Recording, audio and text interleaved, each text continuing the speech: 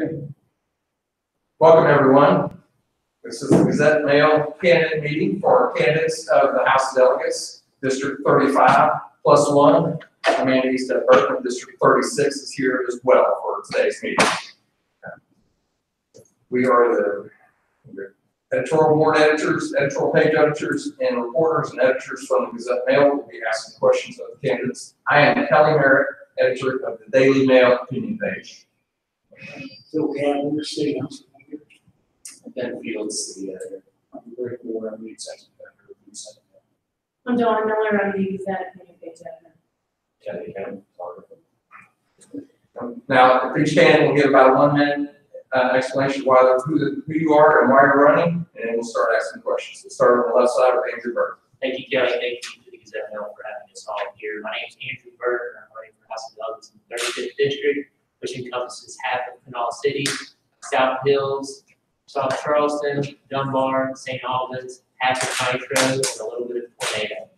I ran for office in 2014, was proudly elected by the citizens of Kanawha County in 2014 and re-elected in 2016, and running for re-election in 2018 currently. The reason why I'm running is I feel that we need young people running for office because, as many of you know, a lot of my friends have moved away. And one of the things I want to do is boost West Virginia to attract young people back to West Virginia. Put in legislation that will give a benefit for those who come back to West Virginia, and also have a representative in the House of Delegates that actually listens to its citizens, its constituents. I find that a lot of politicians will get into office and won't answer any phone calls or talk to their constituents. I know for a fact that I like to give my cell phone number out to everybody. So for all those who are listening, you can always call me at 304-741-3083. That is my cell phone number. I will always be available to you. Thank you. I'm Charlotte Lane, and I'm running for re-election to the House from the 35th District. I'm running again because I want to build on the accomplishments that we have seen in the state in the last several years. I want to continue making West Virginia a better place to live, and just look at what we've accomplished in the last several years. We have a road building program, we have ethics reform, we have a bill passed that will allow treatment facilities, limited immunity for building facilities. We have a medical marijuana bill that needs some reform, but we're on the right track. We have a broadband bill to try to bring more broadband to West Virginia. But most important, and we've passed the highest increase in teacher pay and state employee pay in the state of in the history of West Virginia. And lastly, I want to restore integrity to the court. We've seen what's going on with the impeachment, and I'm appalled at what we've uncovered there. And I think that we need to enact some laws to make sure that never happens again. We phone I ain't figured out that. I got stuff. Well, thank you all for having me. My name is Doug Scaff, and I'm proud to be here as a new candidate this time. I had the honor and privilege to serve for 6 years in the House and ran for Senate. Been out for 4 years, but I truly believe everything happens for a reason. And in that time, people asked me, "What have you been doing?" Phil said that too. And I got married, had 3 beautiful kids under the age of 3. So, with the exception of sleep, I've been taking care of them and having a great time. I'm a small business owner, a lifelong resident of South Charleston, small business owner at Nitro, and also a commercial developer with my father's company. We invest in West Virginia, we invest in properties, we invest in people. I'm mainly running for office this time, specifically because I think our state's become too political. I think it's getting out of hand, it's getting ridiculous. We need to come back together, work together, put Democrats and Republicans aside and come together as West Virginians. It's been evident in some of the recent appointments, it's been evident in some of the things that we've done. I took pride in my 6 years as always putting party politics aside, coming together with creative solutions. And I can honestly and safely say somewhere around 72 to 73% of the legislation I signed my name to had bipartisan support. I guarantee you there's not too many of anybody else in the current elected officers that can say only 75%. That's 3 out of 4 bills that I stuck my name to. I made it a point to have both Democrats and Republicans support on that bill right inside. So I think that's what we need. We need to get back to the middle. We need to work together as West Virginians, put party politics aside. We're not Washington, D.C. Come together as one and move the state forward. Thanks. My name's Mark Capito. I'm running for re-election in the 35th district. I was raised right here in the Canal Valley and have deep roots. I spoke with you all 2 years ago, and I think my story hasn't changed much. I'm raising, except for we've added one young child to our family, which we're very proud of. But my wife and I are raising a young family right here in the Canal Valley, where I was fortunate enough to be raised. Unfortunately, many of the opportunities that I was blessed to have coming up are no longer there. Andrew touched on a lot of this. We have a generation gap in West Virginia, and we need to close that. We need to start attracting young people to West Virginia. And not only attract them, we need to retain the talent that are coming out of our higher education institutions here in West Virginia.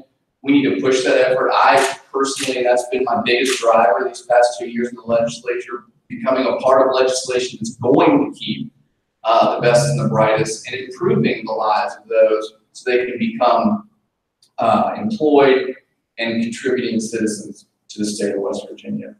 I've been very honored and I'm proud to serve in this seat, and I hope to be reelected. I'm glad to be with you today. Thank you. Hi, I'm Renata Ford. I am a first-time candidate after a career of more than 35 years working in government here in West Virginia. I worked for 4 governors. My career has been in public health and as a healthcare advocate. And all those years, I felt like we were slowly pushing the ball forward in improving access to healthcare in West Virginia. The point is the Children's Health Insurance Program. After some opposition, we got that going and expanded it into the middle class. That was really a 20-year effort to get from the start of the Children's Health Insurance Program where we are now. I advocated for the Medicaid expansion. 175,000 West Virginians got health care through that expansion. And in 2016, I saw all that progress slipping and the tax on health care. Much of it from the federal level, but also at the state legislative level, efforts to introduce work requirements for people on Medicaid, things like that. I worry about the Children's Health Insurance Program, federal funding is being lost. Anyway, because I felt like the slow progress we've been making is coming to a stop, I wanted to just get out of being on the outside advocating to being on the inside and maybe make my voice louder. So that's why I decided to run. Also, I don't come from means. I never in my career had the kind of money to run, but I'm retired now. I have a retirement income, including Social Security. And so I am very privileged that I have the ability and still good health to run for office, and I would want to be a very progressive voice in the legislature. Thanks for having us here today. My name is Eric Nelson. Also running for re-election. This is the 5th time. I was elected initially in 2010. And I am a native of Charleston, West Virginia. 3 grown kids, all have gone to public schools and graduated. And happy to say that 2 of them have returned to Charleston, or to West Virginia. And likewise, that is a critical need for all of us, is to get members folks back to West Virginia. Reason for running, same things as 4 terms ago. To provide some common sense leadership to state government. I come out of the business world, financial world. I've had the honor to chair the House Finance Committee these last 4 years. And they've been very, very difficult 4 years, but I have to say that through leadership and working with other members, that we have made some big strides here in the state without raising taxes. And as Charlotte mentioned, we had a historic historic increase in pay across the board, not only teachers, but all public employees, without raising one dime of anybody else's taxes. And we did that and finished our budget on time for the first time in decades. It's that type of leadership we'd like to continue in the 35th district. Thanks for having us. My name is James Robinette. I'm running for House Delegates in the 35th. The reason why I'm running is in 2016, the right to work legislation was being passed. And I felt like that the legislature was turning their backs on the working class individuals of the state. I feel like there's been a battle in this state since Blair Mountain in 1921. Then you have right to work, then you got the teacher strike this year. I'm a blue collar candidate. I'm a third generation pipe fitter. 6 o'clock this morning, I kissed my wife, laced up my boots, and carried my lunchbox to work. That's what I do. That's the type of people I want to represent. I want to represent the working class individuals of the state that I feel have been underrepresented in Charleston. So that's the reason why I'm here. Hi, I'm Amanda East-Burton, and I'm running for the House of Delegates in the 36th District. And thank you guys for having me and allowing me to switch my day because of the scheduling conflict. The 36th District is half of Canal City, the West Side Hill, the Edgewood area, and Westmoreland area, and all of Eastern and Upper Canal Valley. Prior to January 8th, 2018, I was pretty much anonymous, but after the 2016 election, I felt compelled to run. Partially because of our declining economy, the opioid epidemic. I have friends that were my best friends in high school and middle school that are just so drug dependent at this point they can't function in reality, and when they want help, they can't find it. So for me, I wanted to act now so that our future generation will be able to know and love the West Virginia that I know and love. I have 4 children, 3 of which are in the Canal County school systems. We really need to strengthen our education system and work hard to work together to move West Virginia forward. Thank you guys for having me. There's been a little bit of controversy about the governor not opting not to live in the mansion, and some have said that's contributed to some of the dysfunction currently in some levels of the state agencies. What are your all thoughts about whether the governor should be compelled to live in the mansion, or live in Charleston, and whether that's affecting the operation of government? That's in the courts right now, and I think say let the courts decide. I think it's very sad for West Virginia, the governor. Being governor is you have in your job description, but you're also kind of a symbolic leader for the state. And being in the governor's mansion, hosting events there, governors can bring people together and be leaders like no other person. And that the governor is not stepping up to that is really sad for our state, I think. Yeah, personally, I don't care where he sleeps at night. However, perception is, by not being in the mansion in Charleston, he's out of touch and he's out of base with what's going on here. I've seen numerous press conferences and numerous opportunities where he should have been there with the people, for example, from Japan and from China, and he was nowhere to be found. And one of the perceptions was maybe if he was living here in Charleston or closer to Charleston, he might have been able to meet at least and greet those people. I know the governor has a busy schedule, and I'm not going to tell him where he can lay his head at night or not. As a father of 3 kids, I don't want to live my own too. But the bottom line is, as an elected state governor, I think the perception is if you're here physically in Charleston, you might be more visible, might be around more, and more accessible. Phil, when we talk about this with constituents, and I bring this topic up, this is the digital age. He can FaceTime people, he can have phone calls, he can do Skype, he can talk to people from down in Greenbrier. The fact of the matter is that we have a constitution in West Virginia. We're actually implementing that with the Supreme Court in the process we're going through. We start getting lax on these constitutional provisions. What kind of precedent does that set for the rest of the district of West Virginia? So we need to be guided by the Constitution. I'm similar to something that Doug said, I don't want to get into where the governor has to be 24 hours a day. I just simply think the governor needs to do his job. I think the leader should be present at the place that they're supposed to lead. Perception is reality. So if he is here and you see his face, it's perceived that he is taking part in our government. Yeah, I agree with Andrew and Amanda both on that. He should be in Charleston. It's the capital city of West Virginia. It's not the Greenbrier. He should be here. You know, one thing about the governor, he has made some significant appointments for secretaries. And obviously being here and having regular meetings with those secretaries, knowing what's going on has a lot to do.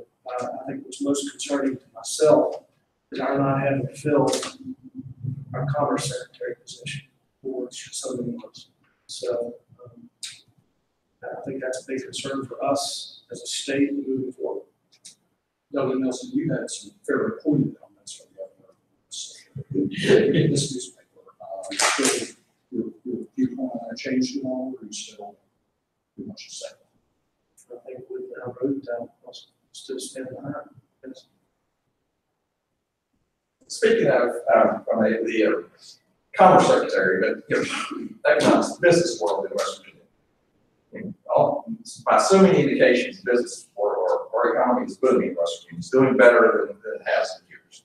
Yet I hear, not just from some of the people here, but in other candidate interviews, this dichotomy between some people saying, being in reality that a lot has changed. There is a strong economy in West Virginia right now.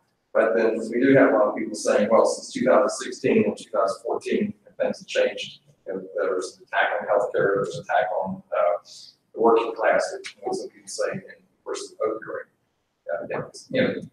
Just judging from one, the economy is booming, and and some people attribute that to the Republican legislature, and anybody take a shot at this. If you're Republican, is that the case?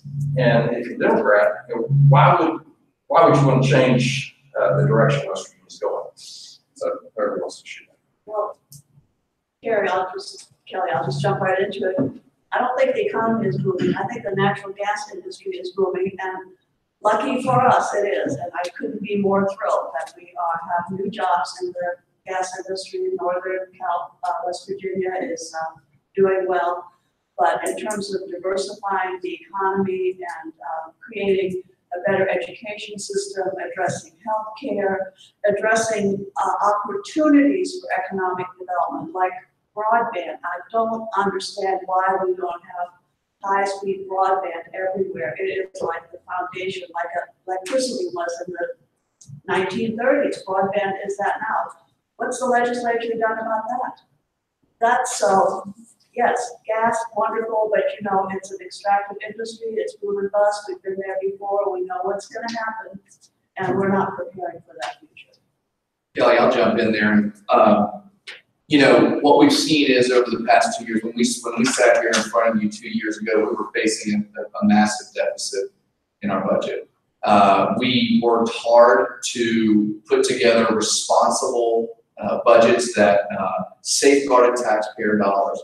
And today we're seeing that these responsible budgets have yielded good results. West Virginia is moving in the right direction. Our economy is strengthening.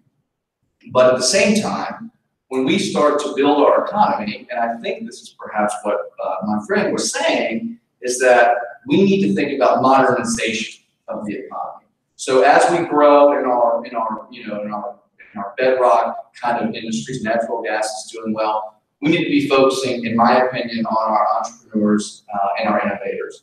I spent, as I said, I passed a bill last session to establish an entrepreneurship and innovation investment fund. I hope that this, if I'm reelected, will be able to fund that. But these sorts of bills provide our young people and our risk takers with opportunities and incentives to come to West Virginia, to build their businesses here, and hopefully start to employ people someday. So as our economy starts to grow, I think we need to build on that momentum. We need to push towards the future we're seeing. And the last thing I'll say is I completely agree with the broadband approach. We have to expand broadband in West Virginia. We did pass a bill 2 sessions ago. I believe all of us were on that bill to do what we could to expand broadband without any real dollars to do so. And what we tried to do there was bring back and pull back on regulations that were hindering our ISPs from getting where they needed to go, getting on the poles, getting the fiber laid. But as we hopefully our operating surplus, we'll be able to put more money towards broadband. So I completely agree with that. We see a startup economy starting to blossom across the United States of America, and it's defining a generation. And I think that's a generation that we have to play to, and we must take part in that push. In addition to everything that Moore said, and we can applaud the road building program. I mean, this is a massive program, and it's bringing a lot of jobs to West Virginia, and we are getting a lot of our roads fixed, and we've got the money to do so in the future. So all of that is going to fuel the economy, in addition to everything else that we've been talking about today. So yes, I think we can look at the policies of the last 4 years, and we are building on a good base to keep West Virginia's economy going. I can applaud a lot of things that they said. I mean, I voted for a number of the budgets and things we talked about today. But one of the things I do want to state as a concern is that the economy is just not about budgetary. It's about jobs. And we just got a devastating report. I think Charlotte and Moore and Nelson, Mr. Nelson was there, Manufacturers Association put out that the only two places in West Virginia that are growing right now with jobs are, I think, Morgantown and Martinsburg. And that's a travesty. The whole state of West Virginia on this report that we received was red, except for those two areas. And when I'm on the Economic Development Committee for the legislature, we learned that 2,500 computer science students a year are leaving the state. I mean, it's a travesty. And one of the things that that we've all talked about is, why are we not looking at West Virginia as a technology hub? Why don't we get this broadband, get behind it, and start retaining these students that are leaving the state and going to places like Denver, Colorado, where the technology center is booming? We have to be realistic. Yes, the state might be in a good financial position, but look at the everyday individual out the street. Where are the jobs at? Only two places in the entire state. Yeah, and I have a little different spin, but I think it's great that our coal industry is bouncing back. I think it's fantastic, the natural gas industry. We're blessed to have all these natural resources and jobs, but the real jobs come from the downstream effect as we go from the natural gas. We're still waiting to see that. And I think that's where the Canal Valley will really prosper. But it comes back to what Andrew said. It's all encompassing. We don't have we have a lot of reasons why we have one of the largest drug epidemics, but one of the reasons is we have a lot of unemployed people. They turn to drugs because they don't have a job.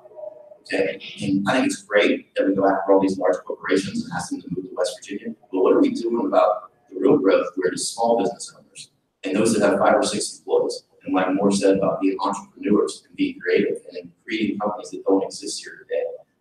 I have in my industry, the building material industry, I work with 20 to 30 contractors who are in the coal industry, who got displaced, got retrained, and are now putting shingles on roofs, now putting siding up and installing windows because they want to work and they want to get jobs. So I think the bottom line to continue to grow our economy is quit kicking the bucket down the road when it comes to education. Give these people who don't have jobs the education they deserve, the training they need, and let's partner with those companies and organizations who maybe can pay for their education now and hire those people that maybe can't afford to go back. And they can't do it without the broadband because a lot of these programs you can learn online. You don't have to physically go inside the classroom now, and you can learn a lot of these training programs. To be a contractor, you can take, I think it's 40 hours of broadband, internet-based training to go get your contractor's license. But those in Southern West Virginia don't have broadband. They won't have access to that training. Are we allowed to speak to the issue twice? Sure. So,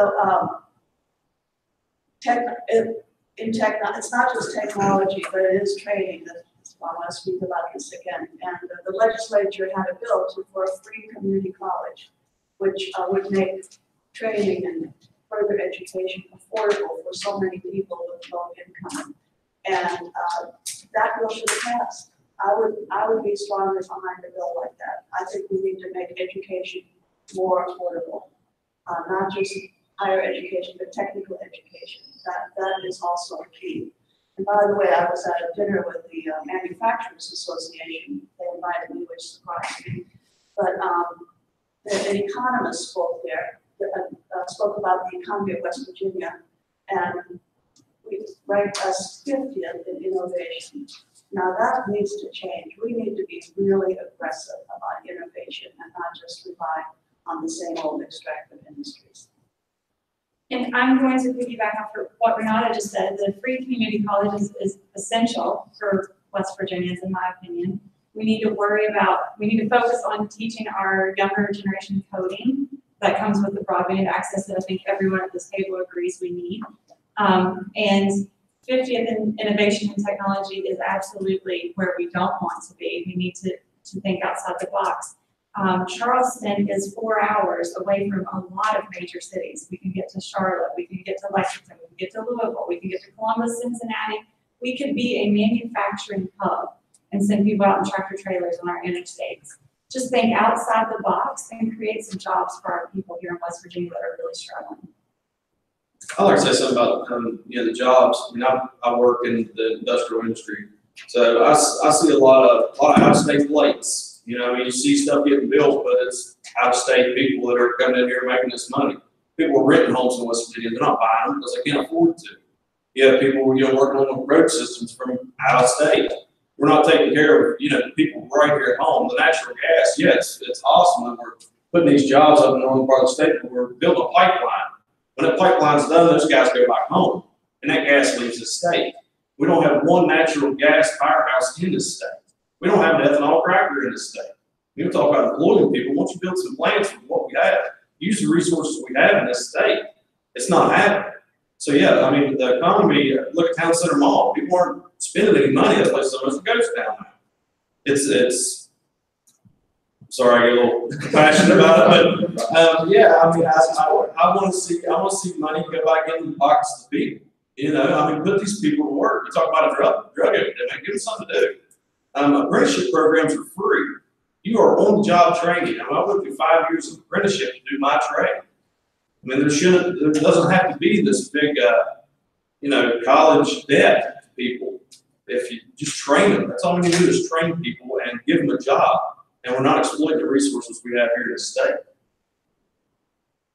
So, Kelly, you come back to the economy and base building that is going on. And a lot of these things just don't change overnight.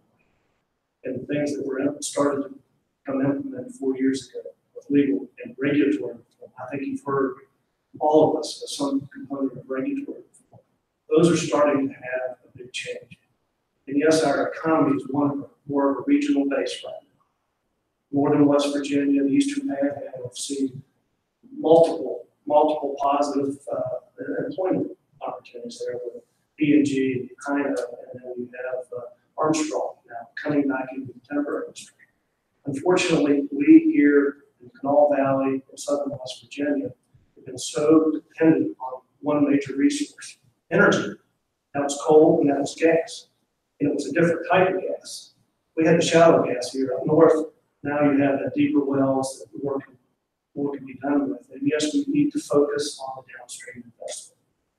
Coming back to our manufacturing plants, one of the biggest hindrances we have as it relates to tax reform is our business inventory and personal property tax. And until we do something with that, the chances of us seeing big additional investments in our chemical factors is going to be a challenge. With our budget turnaround, we are going to have resources to go into education, to go into healthcare, into other areas, to entrepreneurialism. Those weren't there in the past.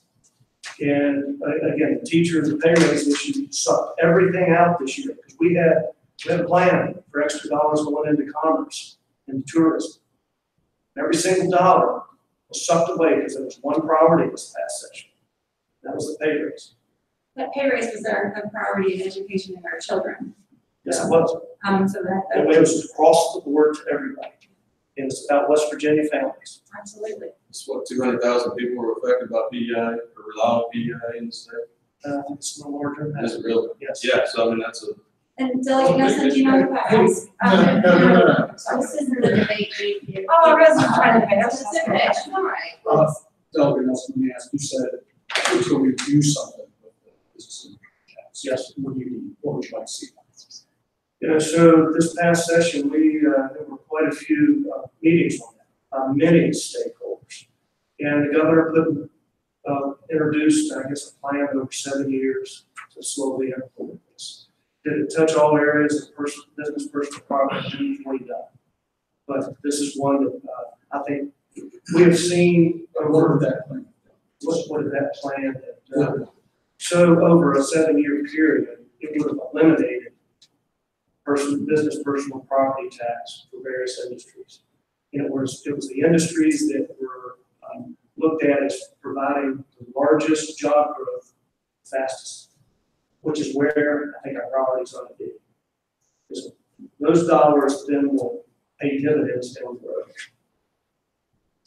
And I believe we'll be back on that subject again this year. So presumably, at this point, that plan would impact the natural gas industry pretty significantly, I guess, since they would certainly be the ones providing most jobs at this point. Not as much as some of the other industries. I think when we look at manufacturers that have to spend significant dollars in redeploying or building up their assets, those are the ones that see the biggest effect.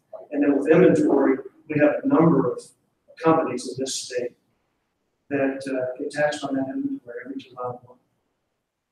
That's a huge hindrance to future business growth and job creation. Could I say something about the inventory tax? Can you hold on to it? Well, no, go ahead. Go ahead, quickly, then we'll move on. The inventory tax supports local school systems and local efforts. So I'm not against doing away with the inventory tax. I've tried to study it. I'm not convinced it really is keeping manufacturing from developing in West Virginia. But I'm open to more arguments and more study about that. But I think a fundamental thing about doing away with any tax is to think about how you're going to replace it. We cannot afford to lose any tax dollars in West Virginia if we're going to support education and healthcare and innovation and these other things. That being said, there's plenty of room for other taxes. We've never maximized the tobacco tax. There's been a sugar sweetened soft drink tax proposed, which would raise $180 million a year, depending on how it's structured. 10 years ago, we eliminated the corporate income tax that is now costing us $200 million in lost revenue every year. And we didn't do anything to replace that. And a lot of our financial problems over the last several years have resulted from the loss of that money from the corporate income tax. So I'm not opposed to doing away with those taxes, but it can't be just doing away and not replacing them with something. Okay, you've actually anticipated, because I want to hear if we were to get rid of the tax, the inventory tax, what would you replace it with, if anything? So thank you. And Doug Lane, you want to say something as well? I was going to say that any tax plan that we ever contemplated relating to the inventory tax or the business personal tax always contemplated that there would be a plan to come up with the money so that local governments would not be hurt. Okay. So how would you do that? That was up to the finance committee to figure that out. But it was never going to be proposed to us that we eliminate that tax unless there was a replacement so that local communities were made whole. I'll give you a couple specific examples, I think is what you're asking for. For example, this is something no one wants to talk about. But, we have an increase in lottery revenues just from the game and things that happen. We never opened up that lottery code in a long time to see actually where those funds are going. One thing they can do immediately is open up that code. Now, it's fair game once you open it up and you see, but I guarantee you there's some existing programs in there that aren't doing what they're supposed to do or should be doing something else. And I think we can find some immediate revenue there. As we look into the other areas, obviously open and candid medical marijuana and what we do, there's a whole new plethora of taxation that comes with that. Just look at the West, what they've done out there. That's what I'm talking about, and that's smart money. We have to be creative and open to things outside of what we currently have, or else we're never going to replace that tax when we take care of those current companies. You have to be creative, you have to work together, put the party politics aside, and I'm going to defend Eric here for a minute. Yeah, it's going to be a big deal to open up that code and looking at where the lottery revenues goes, but it needs to be done. as finance chair, I think we come together, put party politics aside, and see where those revenues are going, and see what we can do to help our educators, help the system, and make up for maybe the easy answer is to get rid of the inventory tax, and it's right there in front of us, we just have to look at the code and not find it. Okay, so who else would like to weigh in on this was inventory tax versus something else? All right. Okay, So we're talking in terms of dollars, 200%. Okay, so maybe 5% of the general revenue budget. Dropping that tax will create jobs. Jobs create additional personal income tax without having to raise any rates, and it creates additional consumer sales tax. We're already seeing the benefits of that right now through the first 2 months of this year. Personal income tax, consumer sales tax, growing down the trend. So we have to come back to the priority of expenditures. And education is a high priority for everybody at the state, absolutely. There's going to have to be some other areas that maybe just aren't high on the priority scale. And then when you start looking at, we have an antiquated school aid funding formula. Hasn't changed in decades. It's time to make some tough decisions and look at how we have our funding sources. So we can do this without raising any other taxes. West Virginians are taxed too high right now, period. And just if I may, the big drop in revenue from 2008 was not the drop in the corporate income tax from 9 to 6. It was the elimination of the food tax, which was $200 million a year. And there's not a person listening or at this table that has not benefited from it. So that was a tax refund, if you will, to the citizens of West Virginia. So the corporate net reduction was also built the same way that if we did it, we would see an increase in economic activity that replaced the lost revenue. That didn't seem to materialize. Why would the inventory tax pay for itself? Well, I think personally, I wasn't around when that went from 9 to 6. The environment of West Virginia has changed tremendously. We had tougher legal and regulatory reforms there, but we are much more competitive with our other states at 6% now. So I'd also ask the question, how many jobs and companies remained here because we reduced that? We don't have data on that. did we get everybody who wants to talk on that question? Time to move on? Cool, okay. Let's talk about PEIA, and start with you if you'd like, Amanda. So we consider the number of people in the time, specifically and briefly, what's our best bet to fix PEIA? Increase the natural gas severance tax, Okay, for the time being, and then look at other options. But we all know that the extraction industry is temporary, but long-term temporary. It would be an effective way to fully fund PEIA at this point. okay, who wants to do next?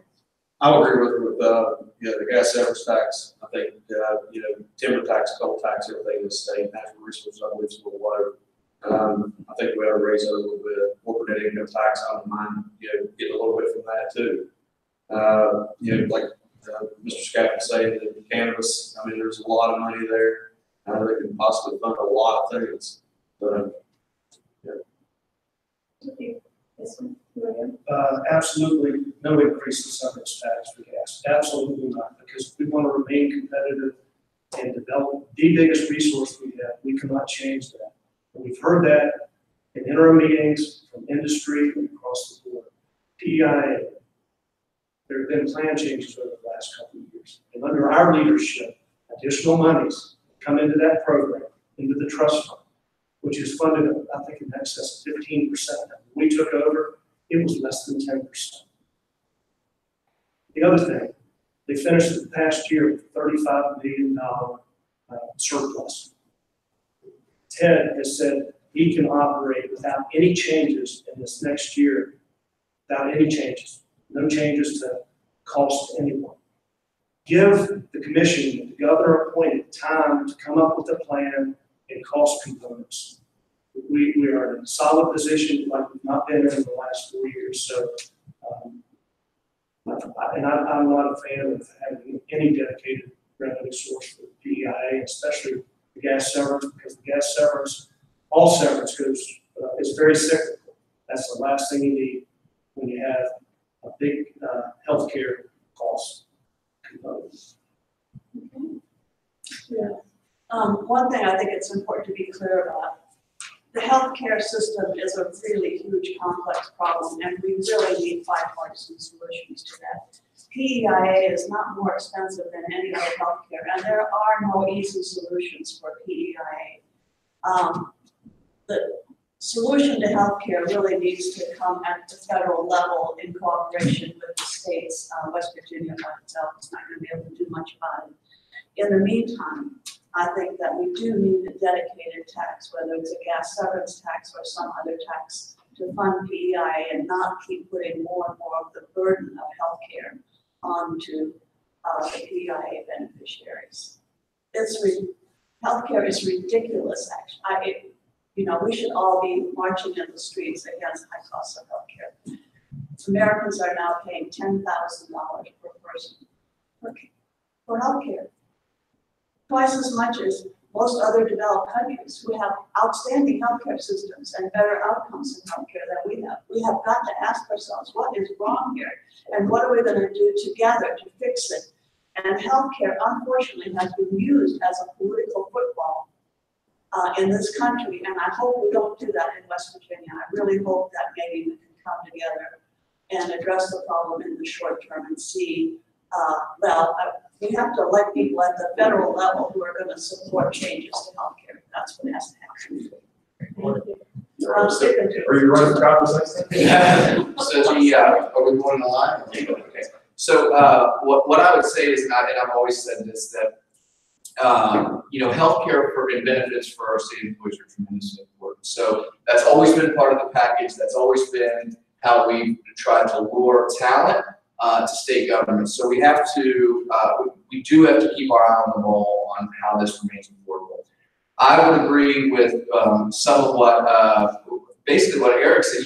I just don't think we can put an unpredictable, dedicated stream towards funding this, because then what happens when the bottom falls out? Where else do we go? Is my question. So we have a volatile, indexed commodity that we're going to try to fix PEIA with, and I think that that's maybe perhaps a dubious path to go down.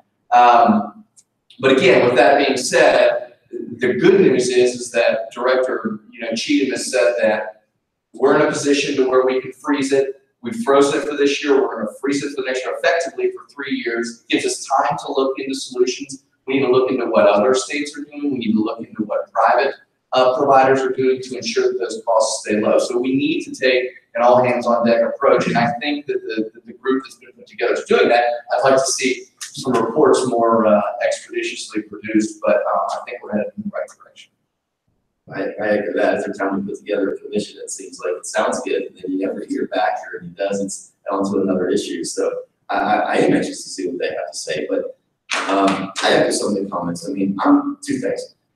PEIA, and we need to open it up to make it more competitive. We need to make it, we look at all the providers, we need to look at when I'm knocking on doors and talking to people, some of the public employees, and what they say is it's so inconsistent in what's going to be covered from one year to the next. It's so inconsistent what their rates are. It's so inconsistent they can't live their lives that way, especially people on fixed incomes. Number two, I don't want to base the funding of that mechanism on anything that we do that goes up and down, whether it's tax. It sounds good to maybe tax something that's popular right now, but in 5 years it may not be as popular, and we have to go find another source. So I'm going back to my first statement was, when you look at what we have now, for example, open up the lottery revenues and see a lot of that goes to education now, see where that's going, and look from within what we currently collect. And number two, look at new source of revenue, like the cannabis and marijuana, in places that I'm not for raising any taxes of any kind on something that's going to create more jobs and opportunities here, because I do think that we need to put more emphasis on being creative,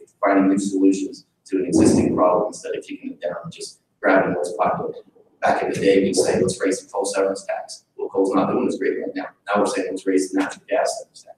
10 years from now, what are we going to say? Which gas will we raise, or which tax will we raise? Can I get it? Sure. We're skipping. Okay. Okay, so if you're insisting that I talk. You're gonna break the flow. First of all, I will not vote to raise the severance tax on natural gas. We are already paying more than severance, the severance tax in this state is already more than surrounding states. And we are in danger of making our natural gas industry non-competitive with competing states. Why would we tax an industry that's doing well and providing jobs? And as Eric said, the PEIA has a surplus now. We're putting in $35 million extra last year and maybe the year before. We are putting a ton of money into PEIA, but it's time to, we've got the time now to let the people that manage PEIA come up with some solutions. But the real problem is healthcare costs a lot of money. Insurance costs a lot of money. And we are taking a look at it, and we'll just see what happens. So it's no surprise because I introduced it this year and it got a lot of press in the papers was the opioid tax. I saw that Kentucky had introduced a 25-cent tax, not on the consumer, but on the manufacturers and distributors. So I got some information from the DHHR when I presented that on the floor. 270 million Oxycontins and hydrocodone were shipped in West Virginia in 2017. 270 million.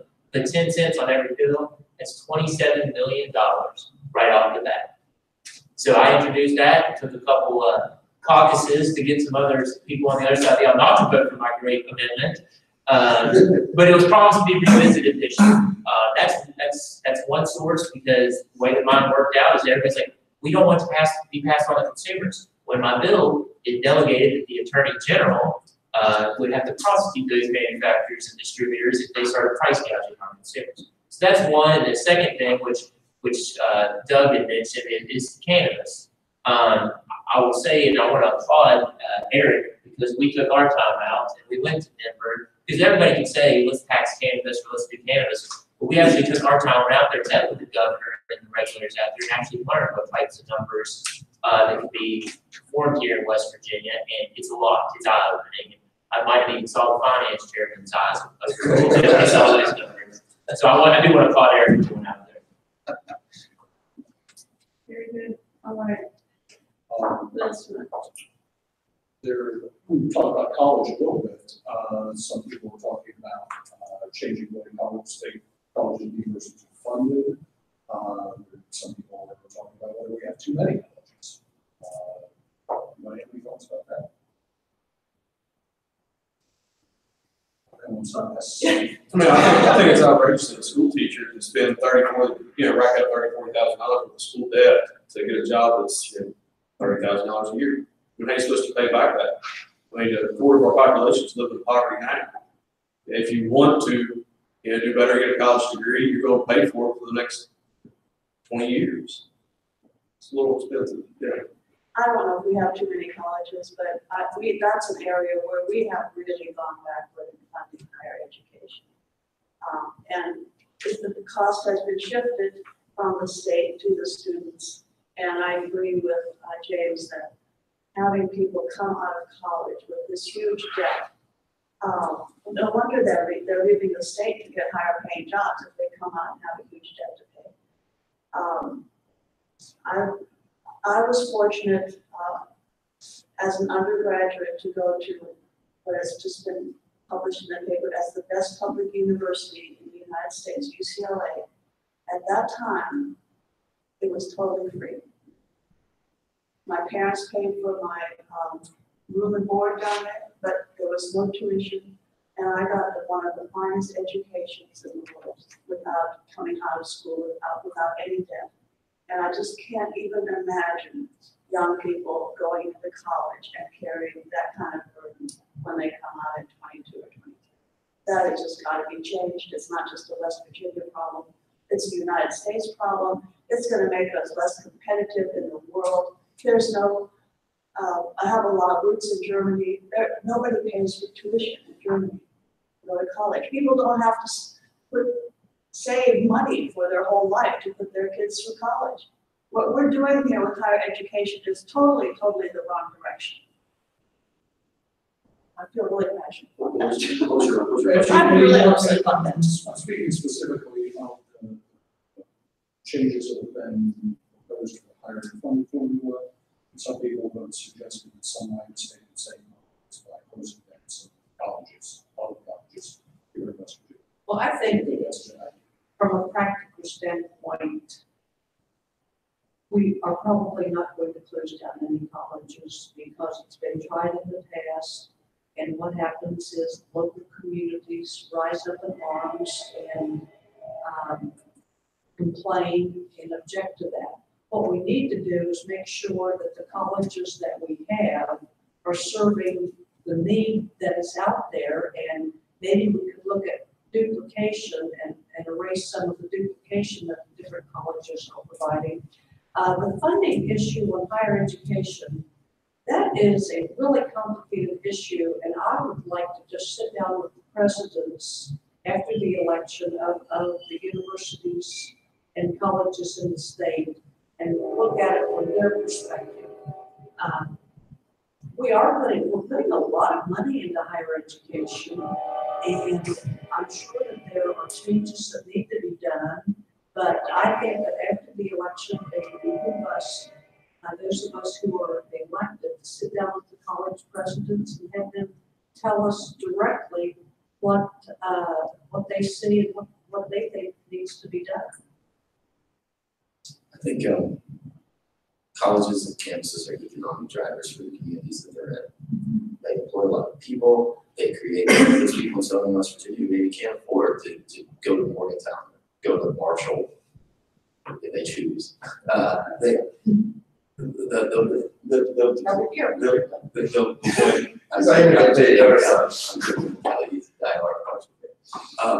love Marshall too. West Virginia State, for example, it's come a long ways in the years. That whole area around state has flourished. There's restaurants popping up, there's economic development, there's students that say it's at one of the record high for population down there. What I do think we need to do is we need to revisit the whole system.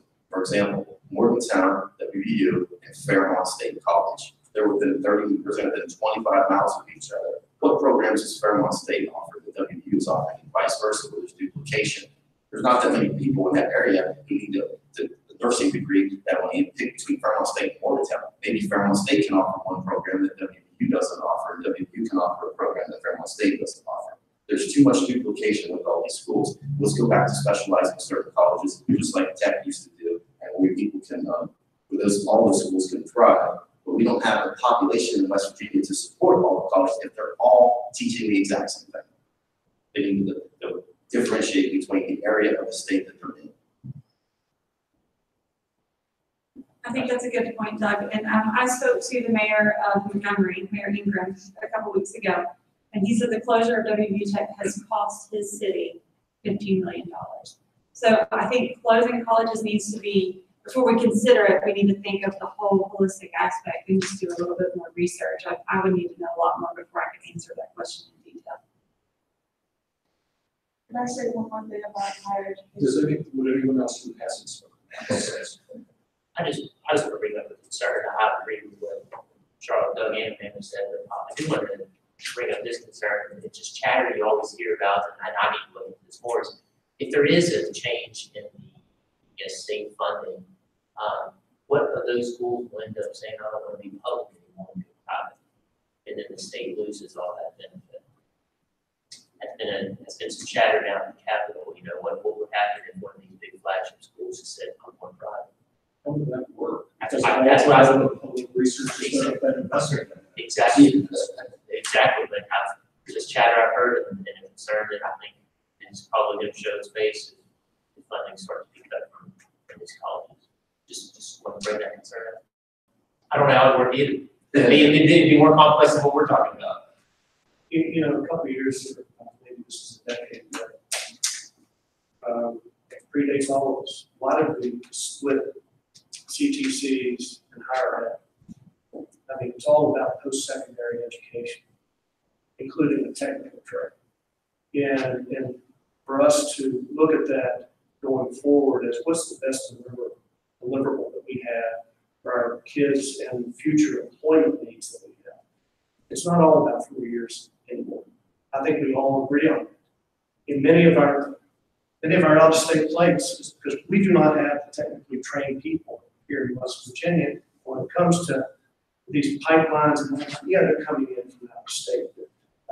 So CTC is a greater effort, but let's look at probably centralizing that and then going back into our K through 12 and re-implementing the technical classes that some of us took, a few years back. So I'm totally with Eric on this. That's what I wanted to say is I think we're making a mistake as a society to push everyone towards a 4-year baccalaureate degree. That's not the right direction for everybody. We need more technical training. We need community colleges. We need to invest in workforce development and apprenticeship programs. I don't know that the state invests much in apprenticeship programs. That's all done by the unions. And why doesn't the state invest more in apprenticeship programs? That's the root. I mean, James spent 6 years learning this trade. He's a highly proficient, as expert as any 4-year baccalaureate or doctor or lawyer or whatever. And jobs like his also, I feel like we don't value them. And that's not just a West Virginia issue either in our society. We really need to value technical working people. Not everybody needs a 4-year baccalaureate. Sure. No, I think there have been a lot of good points here, and I think the holistic was a word that Amanda used, and I think that's particularly poignant when we look at what does higher education mean not only in West Virginia but kind of nationally. The view of what a higher education bachelor degree meant in 1960 is different than what it means in 2018. So when we look at our workforce and we look at the needs of where the jobs are in West Virginia, we need to take a look at what we're providing. And I think we touched on that as well. So what is the service that each of these universities in their mission? And so I think that takes a holistic approach. I think it takes sitting down with our college presidents and administrators and having a conversation. Perhaps at some points that conversation might be difficult, but it's certainly about finding where that sort of level of education. It involves CTC as well. That's a big deal. So you bring those folks in as well, and you have the conversations. What are our needs and what are we providing? I'd like to go a different direction as we start working toward graduate. But we haven't had much discussion on this. Anybody want to jump in? There has been several calls for tax increases here and there. Let's talk about the size of West Virginia's government and the structure of West Virginia's government. It was designed, I think, a long time ago, and with a lot bigger population and a different economy.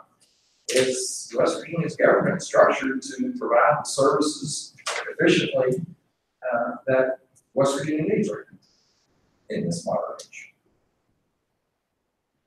I would like to take a shot at that.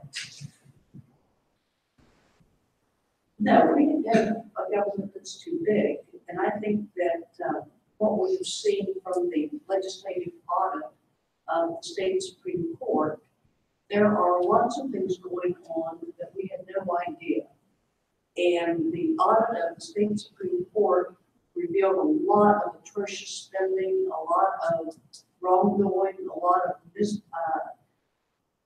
violating ethics rules and judicial ethics rules and all of that. So I say if that's going on in the state Supreme Court, what else is going on in state government?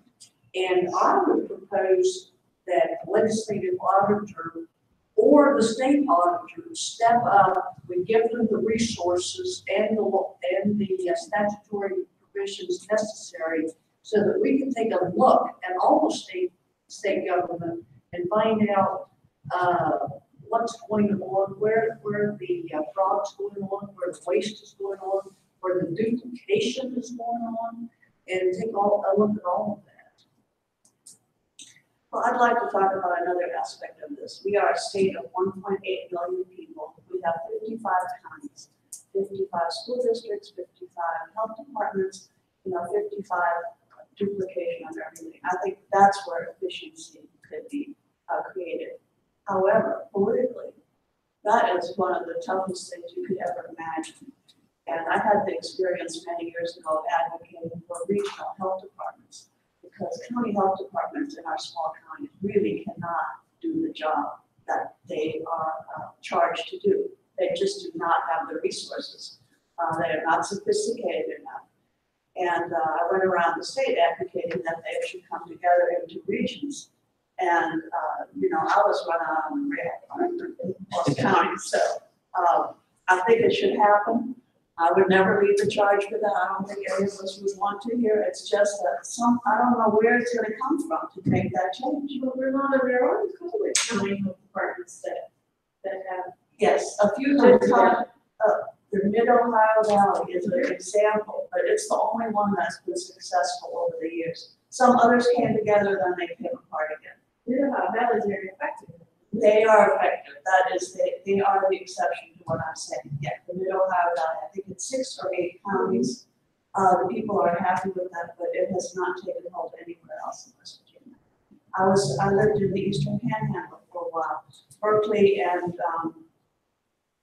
County and Morgan County were together as a health department, and they split apart again. Well, and 55 school districts. I mean, it's ridiculous. Yeah, there was. These are people's jobs, so I don't know how you attack that politically. You have an idea, Andrew? No, I was just wanted to be brief and say that there was a proposal that was discussed. I don't know if it ever got in. I think Ron Walters was looking at it. I made a suggestion to it is to break down the county by highway districts. I think there's 11 or 12 in the state, and to match up these central locations where the highway offices are and put the county school consolidation, all that, into where the highway district offices are. And I had that looked at it, and we were working on something together, but yeah, it never made it to the floor. I don't even know if it got introduced, to be honest. I think Mid-Ohio Valley came together many, many years ago, and Pat White made that happen. I think there was special money that got the counties to come. I'm sure there was a lot of money involved, and it has worked very well for that region of the state. Anybody else want to weigh in on that? Maybe just, I think the difficult financial situations of 3 or 4 years ago moved the needle to look and have more of those questions as it relates to what is the right size of government, what are the right programs being offered, and what has come about since then, improved transparency. And greater transparency that we all know what is behind door number 1, 2, and 3. Then you can truly analyze what is the right size of government to go into the 21st, 2nd century. So, and that process is ongoing. It was one of the lowest populations in the country. Our legislators are still the 5th highest paid in the country. Almost there. Do you incumbents have a $48,000 Shelby or $37,000 couch? No, I'm probably a chill from home, actually. Okay, so how should West Virginia handle the Supreme Court's budget? Should that be who wants to go first? Go ahead. Well, I think we put that I think we made a positive step. I mean, I think everybody was outraged at the spending that was going on by the Supreme Court. You've seen that it's obviously been all over your print, and rightfully so. And it was uncovered, quite frankly, because of reporting. And so kudos. But really, what we've done this year, I think we took a positive step, and we passed a bill that is putting on the ballot 2 West Virginians, where I think is the purest form of democracy, to allow them to, well, for us rather, to change the Constitution so we can control the budget. I mean, no other states do it like we do, and I think it's an appropriate step. I'm going to certainly support it. I know West Virginians do to provide greater transparency and oversight of the judiciary. And the legislature should set the Supreme Court's budget. I think we should have oversight. Just as we do with every other agency. We appropriate the dollars. We're the only, as aforementioned, we are the only state where the legislature does not appropriate judicial dollars.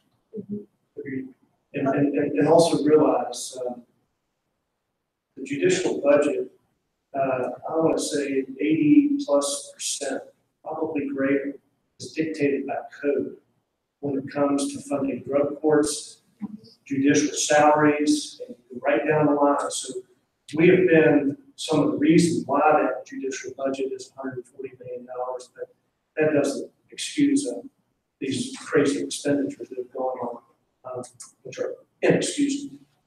But we do need to vote on this in November, and then we'll have the ability to have the oversight. I'm passionate about greater transparency in government, but I do worry, and so I don't know how I'm going to vote in November on this. But we have 3 branches of government, and I do fear of politicizing the Supreme Court if the legislature has too much control over it. So I don't think I understand the issues as well as these 2 guys do, but I think that's something to worry about.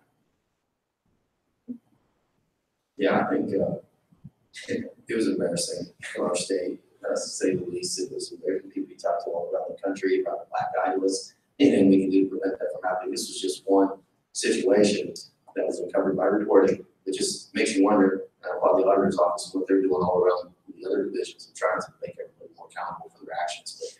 But it was embarrassing. And yes, I think we need oversight, and I think we need to, just like treat the Attorney General's office and everybody else, we need to have a pulse on their budget, at least have somebody else look at it. The Supreme Court's being highly politicized right now. I think that's a very dangerous thing that's happening. I would agree that there needs to be some level of checks and balances. I would have to research further to know what that is, but there needs to be a level of, I submitted my expense report and someone approved it, as opposed to, I bought a $32,000 couch in 1 year. Dr. Berger, one of the managers, this 3 months. I am. Do you agree that things are coming to both sides to put us through? The prosecutor, not too much I want to say, just because of considerations of taking opinions. I will just say that I hope that the Senate views this as a fair and constitutional process, and not something that is election year.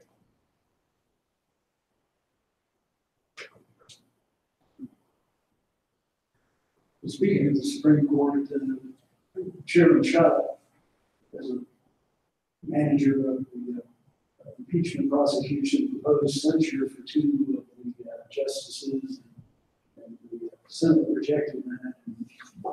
I signed it, by the way. So, do you think this one censure is a reasonable solution to at least 2 of these cases, or should it all go to trial in the Senate? I signed and supported it with Chairman Schott. I thought it was a reasonable approach to at least 2. I was displeased to see that the Chairman Trump's motion was rejected on Justice Davis, given that she's already been removed and the sole power of impeachment is removal from office. But yeah, it appears that we're going forward on all of it, but I did think it was a reasonable solution to at least 2 of the justices, which I signed on with Chairman Schott. The bipartisan should be.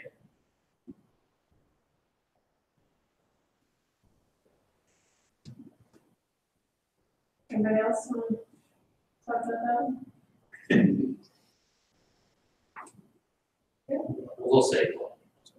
I will say that there is a bill that will be introduced likely that basically says that any expenditure in the Capitol or its surrounding grounds will go to the Capitol Commission. I think that is a strong step to take to make sure that there aren't expenditures that, let's replace a light bulb for $30. No, let's replace it with a $1,500 dimming light bulb. So I think that'll be a bill that you'll see right out the hopper next legislative sessions, that all expenditures on the Capitol grounds, which includes all the way out to the cultural center will have to go through the capital commission.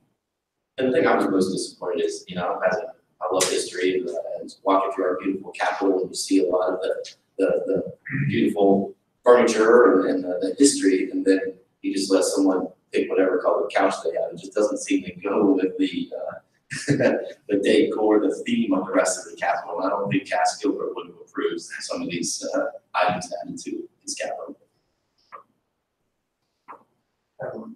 Before we wrap this up, I would like to give each of you just up to 1 minute. You don't even have to take it, but starting with you, Amanda, to explain or just tell voters why you think you should be elected. Makes you a good choice for this position. And Well, I think I should be elected because I have proven myself a hard worker. 10 years ago, I was a single mom with welfare. I'm now an assistant vice president, commercial banker. I know how to put people over politics and work for the best interest of every West Virginia family to create jobs and create a life for our children. Us, we can thrive. West Virginia has the ability to thrive. We just all have to work together in order to thrive. and for the record, James, before you go, Amanda is not in this race. She's in the race in the 36th district. Everybody else here is in the 35th district. So Amanda will be facing two different, or It's a 3-member district. 3-member district. 6 other. The reason why I think I should be elected is I realize that this state's been built by the grit of your hands and the sweat of your brow. And that's the type of person I am. And I want to represent the working families of this state, working class individuals of this state, to see that they have a better life, a better livelihood in this state. Yeah, that's the whole reason why I'm still here. Yes, I'd like to be reelected again, because I still want to deliver a common sense approach to the legislature. I think over my 8 years, I've proven that, taking on different issues, working across the aisle. Leadership of the last 4 years of the Finance Committee as related to very difficult times for the state. And look where we are now. So I think to continue on with that type of leadership and interest in moving the state forward. So I think we'd like to get that. I'd like to be elected because I think I would bring a different perspective to many people in the legislature. I come from a working class family. I was the first person in my family to go to college, much less to graduate school. I'm an immigrant. English was not my first language. I am a West Virginian by choice. I've been here for more than 40 years. I love West Virginia. I think the state has enormous potential. And if I were elected, and I'm going to quote Phil Cadler here, I would look at legislation through the lens of 3 things. Will this legislation develop the economy? Is it best for most of the people of West Virginia? And does it make us look like a forward-looking, welcoming state and not a backward state? You know what's interesting sitting up here and having this discussion, which I think is really fruitful, is that I think all of us across this table can agree on a whole lot. And that's that we want to make West Virginia a better place to live and to work and to raise our families. Sometimes we have different approaches for how we do that. But I'm running for re-election because when I interact with the people that I represent across the state, I can tell them that I can work well with everybody. And I've, in my first 2 years, been able to reach across the aisle with common sense approaches, and I've been committed to bringing our economy into the next generation and modernizing it with the legislation that I've passed. I'm proud of that. I hope to go back so we can continue to do that hard work, and that is why I'm running for re-election. Well, I'm running for office. I believe everyone deserves a chance to succeed. The bottom line is whether you're in a labor union or not, or whether you have a 4-year education or a 2-year, everyone deserves a chance to go to work and provide for their family. And we must all come together, put party politics aside, do whatever we can to help create an economy and jobs for all, and all those people that want to go to work and raise their family. I think it's important, very important, that we don't become like our DC friends and don't even walk down the same side of the hallway together, don't want to bump into each other, don't want to eat lunch together. I said, that's ridiculous. We need to put the party politics aside, come together as West Virginians, like he said. Be creative to these complex issues. Can't keep kicking them down the road.